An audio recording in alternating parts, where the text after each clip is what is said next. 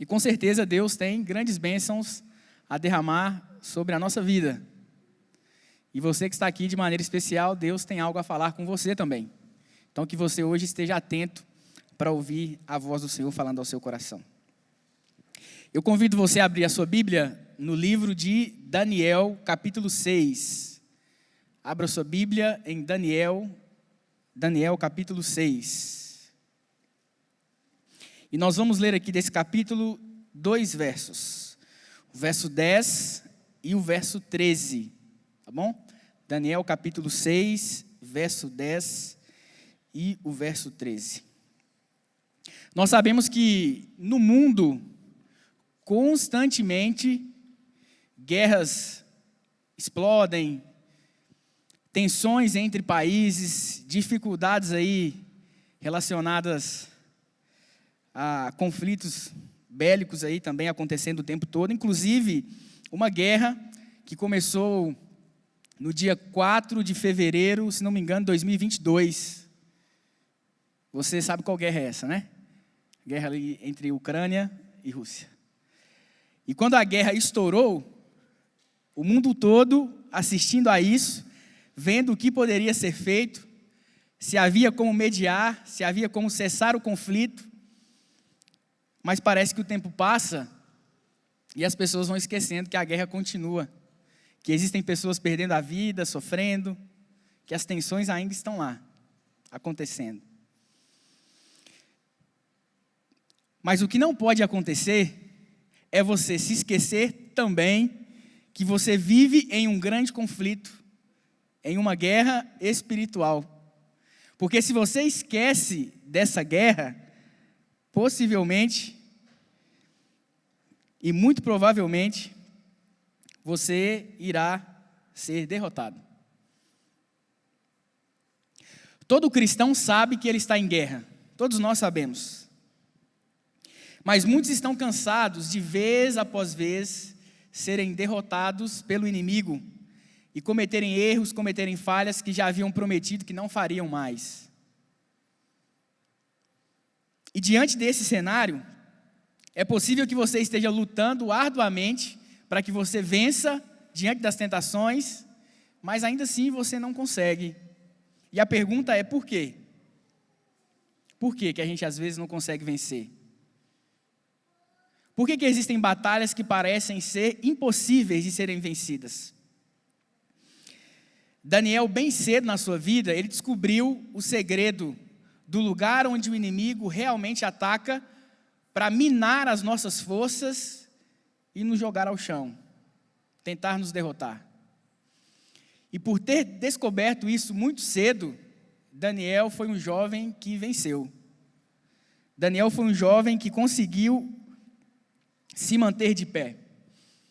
E o segredo de um jovem hebreu conseguir se manter fiel a Deus, mesmo estando na cidade, no território de Babilônia, está aqui nesses 2 versos também, que nós vamos ler agora. Então acompanhe comigo, Daniel capítulo 6, verso 10 e verso 13, diz assim: Quando Daniel soube que o decreto tinha sido publicado, foi para casa, para o seu quarto, no andar de cima, cujas janelas davam para Jerusalém, e ali fez o que costumava fazer. 3 vezes por dia, ele se ajoelhava e orava, agradecendo ao seu Deus. Verso 13.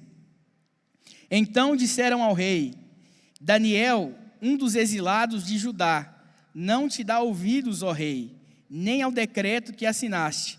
Ele continua orando 3 vezes ao dia. Daniel, ele não venceu em Babilônia porque ele era alguém naturalmente mais forte. Daniel venceu em Babilônia porque ele protegia o seu tempo com Deus. E é sobre isso que eu quero falar com você hoje. E esse é um assunto extremamente importante na nossa caminhada.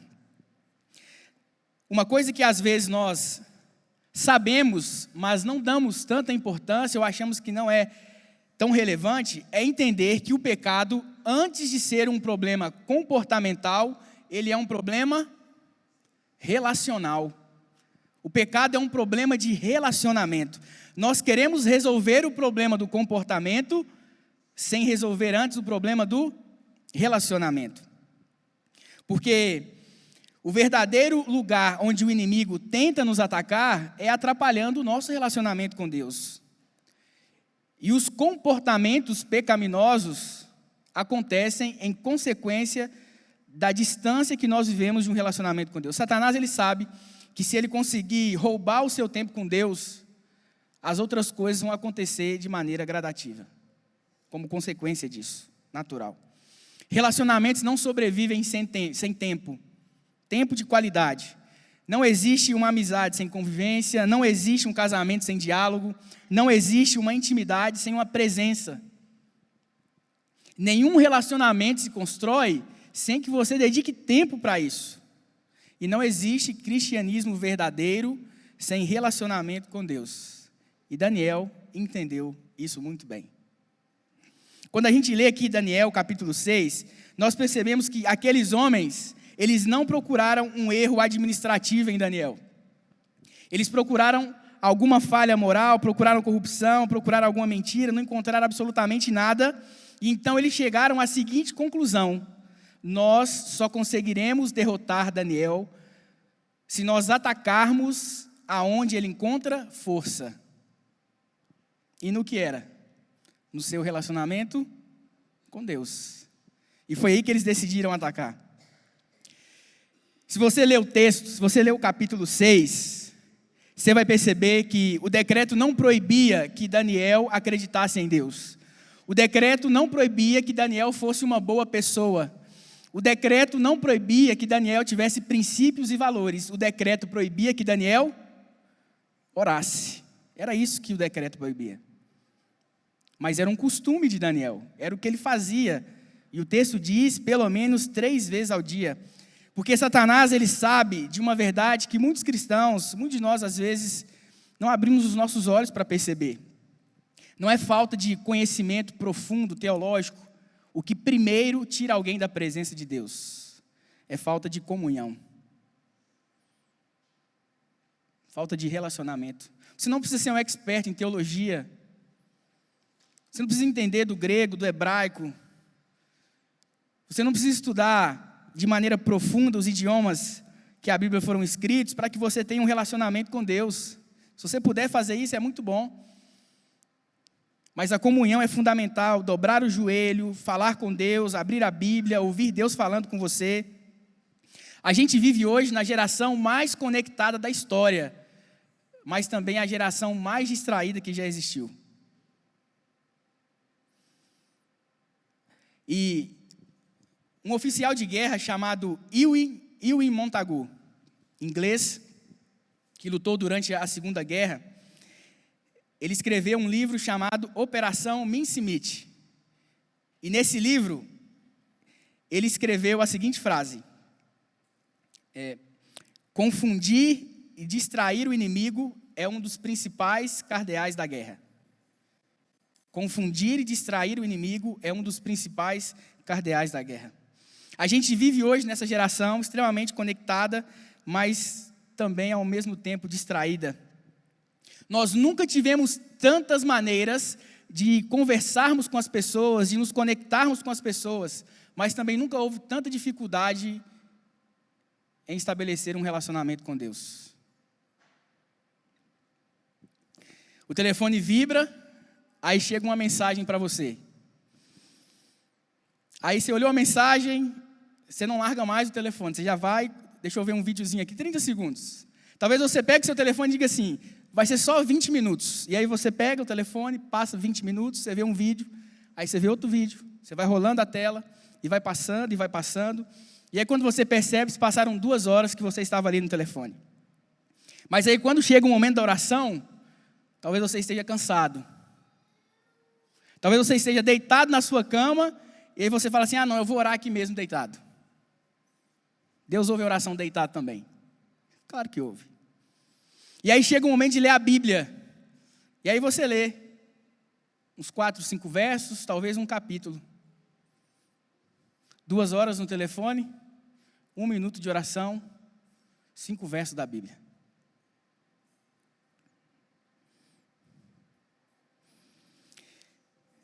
Interessante é que, quando nós queremos fazer alguma coisa que nos agrada, que faz brilhar os nossos olhos, a gente sempre dá um jeito. Mas quase sempre falta tempo para aquilo que alimenta a nossa alma, para aquilo que fortalece o nosso espírito. E Satanás, ele não precisa convencer as pessoas a abandonar a igreja. Não precisa fazer isso. Satanás, ele não precisa fazer com que as pessoas parem de vir aos cultos. Se ele conseguir fazer você abandonar a sua comunhão, o resto vai acontecer sozinho. E aí, às vezes, parece que a igreja não tem mais aquele brilho que tinha no início, as coisas parecem que não são mais tão legais, aquele primeiro amor que você sentia no início, parece que está diferente, alguma coisa mudou. Mas é porque talvez não exista comunhão dentro do nosso lar, comunhão pessoal e individual com Jesus. Pode ser que você esteja pensando assim, você está falando isso, mas eu oro. Mas a pergunta que eu quero que você responda então é o seguinte: você ora de fato, você conversa com Deus, ou você só apresenta uma lista de pedidos e agradecimentos? Você conhece Deus, ou você apenas conhece aquilo que você deseja receber de Deus? Você quer apenas a bênção do Pai, ou você busca o Pai da bênção? O texto aqui fala sobre relacionamento. E eu uma vez falei com vocês aqui nessa igreja, que aquilo que sobra na nossa oração, quando nós tiramos pedidos e agradecimentos, esse é o relacionamento com Deus. Porque nenhum relacionamento funciona só do pedir e do agradecer. Em João capítulo 15, Jesus diz o seguinte: permaneçam em mim e eu permanecerei em vós. Jesus não disse assim, olha, quando vocês precisarem de alguma coisa, me visitem, e aí eu vou resolver o problema para vocês. Não foi isso que ele falou. Permaneçam em mim, e eu permanecerei em vós. Daniel não começou a orar quando o decreto saiu. Não foi quando foi proibido de orar, ele falou, não, agora proibiram, é agora que eu vou orar mesmo. Não foi isso que ele fez. Daniel apenas continuou fazendo o que ele fazia todos os dias. A palavra que mais me chama a atenção no versículo 10 é a palavra costumava. Era um hábito que Daniel tinha 3 vezes ao dia, ele se ajoelhava e orava ao seu Deus. A crise que Daniel viveu apenas revelou a comunhão que já existia. E na minha vida e na sua vida não pode ser diferente. Talvez o Espírito Santo hoje esteja fazendo uma pergunta simples para nós. Quanto tempo realmente da sua vida você tem dedicado para o Senhor? Eu não estou perguntando quanto tempo você passa na igreja, ou quantos cultos você vem no mês. Nem quantos versículos você conhece. O que eu estou perguntando é o seguinte: qual foi a última vez que você leu a Bíblia sem pressa? Sem pressa.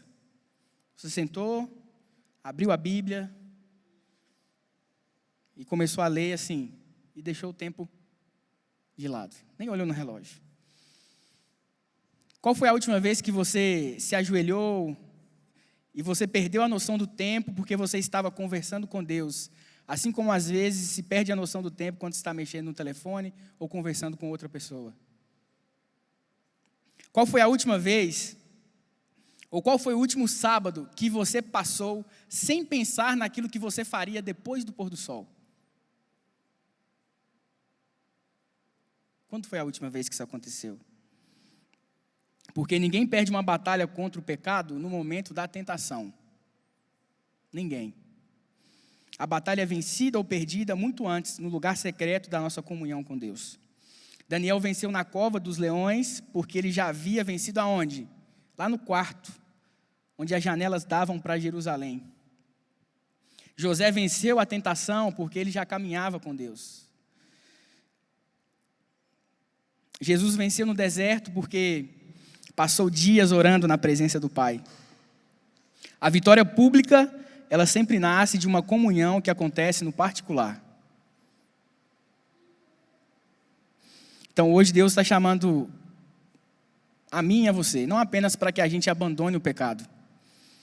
Ele está chamando para que você possa recuperar um relacionamento que talvez tenha sido perdido. aquela vitória que você tanto almeja, aquilo que você tanto precisa na sua vida espiritual, aquele desenvolvimento, aquele crescimento na presença de Deus, que você sonha em ter, só irá acontecer quando você estabelecer um relacionamento pessoal e individual com Jesus. Não existe outra maneira.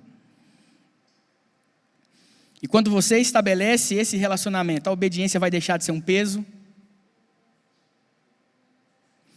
a santidade deixa de ser uma obrigação, e a presença de Deus passa a ser o lugar onde nós mais queremos estar.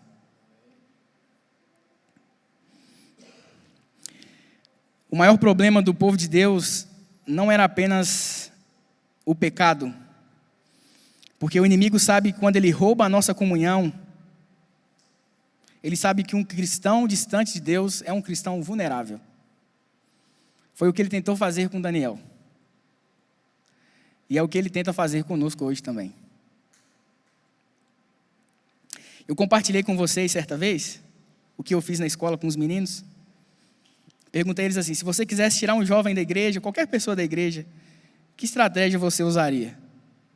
Aí alguns: eu fecharia as igrejas, acabaria com as Bíblias, tiraria a liberdade das pessoas de religião. Aí teve um aluno que disse assim: eu colocaria um telefone na mão delas.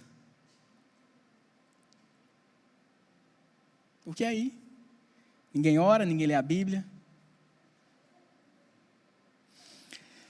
O convite de Jesus para mim e para você hoje é para que nós possamos estabelecer um relacionamento real com Jesus. Que ao olharmos para a nossa vida, possamos perceber que assim como na vida de Daniel, orar se tornou um hábito. Ler a Bíblia se tornou um hábito.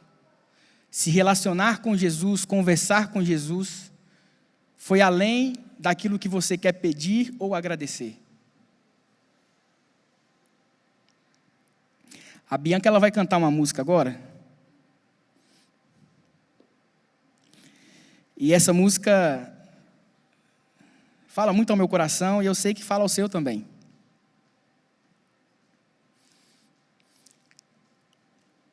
A música fala exatamente, ela começa falando exatamente sobre isso que eu discorri com vocês aqui hoje. São tantos afazeres que às vezes você se esquece de quem? De Jesus. Despreza o estudo, despreza a oração. Mas e se Jesus viesse hoje? Como é que você se sentiria diante desse cenário? É um mundo tão corrido, as coisas tão aceleradas, que às vezes a gente fala que não tem tempo. Você talvez, em algum momento ali da sua semana, do mês, você acordou atrasado. E aí você precisa tomar um banho para despertar. Você precisa tomar um café da manhã, porque sabe que seu dia vai ser longo. Mas você também precisa fazer a sua comunhão. Não vai dar tempo de fazer tudo isso. E aí, o que você sacrifica? Aí talvez você pense assim: não, de noite eu vou ler a Bíblia. Eu vou separar 1 hora à noite para ler a Bíblia. E aí depois de um dia corrido e muito cansativo, quando chega de noite você fala assim: eu disse que leria a Bíblia hoje à noite, mas eu estou tão cansado, estou tão cansada. E por causa disso, da falta de comunhão, às vezes dentro do lar, até mesmo as referências dos nossos filhos, digo nós por causa da nossa comunidade, como irmãos, como igreja, se tornam distorcidas. As crianças se espelham em tantos personagens, em tantas histórias, tanta ficção, mas às vezes histórias extraordinárias e personagens grandiosos onde eles poderiam se espelhar acabam ficando de lado porque não existe comunhão. Você quer mesmo ver Cristo voltar? Como, se Ele é um estranho para você? Que o Senhor tenha misericórdia de nós.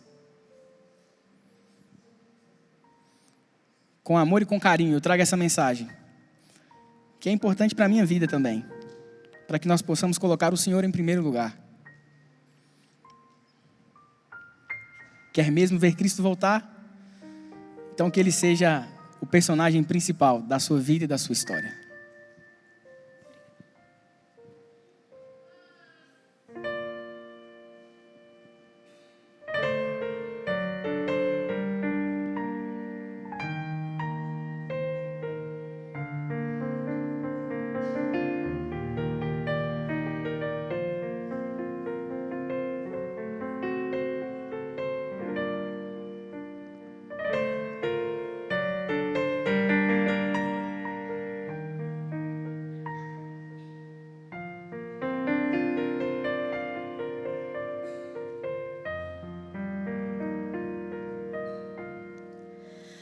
Tantos são teus afazeres que te esqueces de Jesus. Desprezas o estudo e a oração. Ou estarias pronto e repleto de emoção se tu hoje te encontrares com Jesus. É real teu desejo de vê-lo voltar. Tu anseias por teu Salvador. São teus lábios louvor e tua vida amor. Queres mesmo ver Cristo voltar?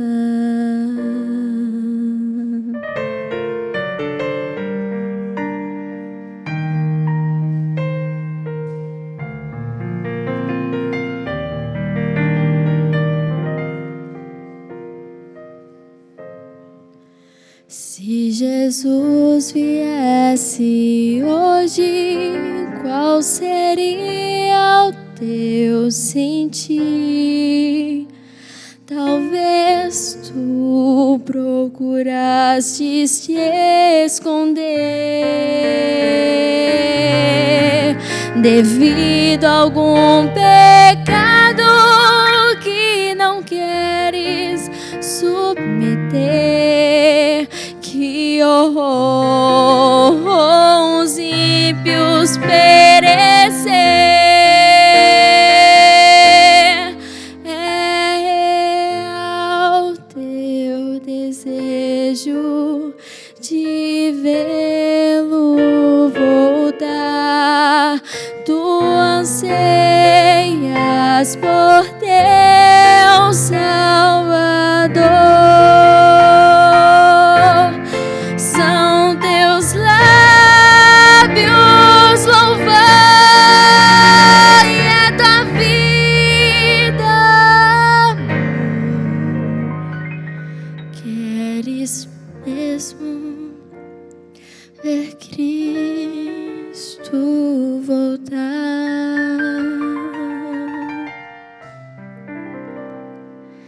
Queres mesmo ver Cristo voltar?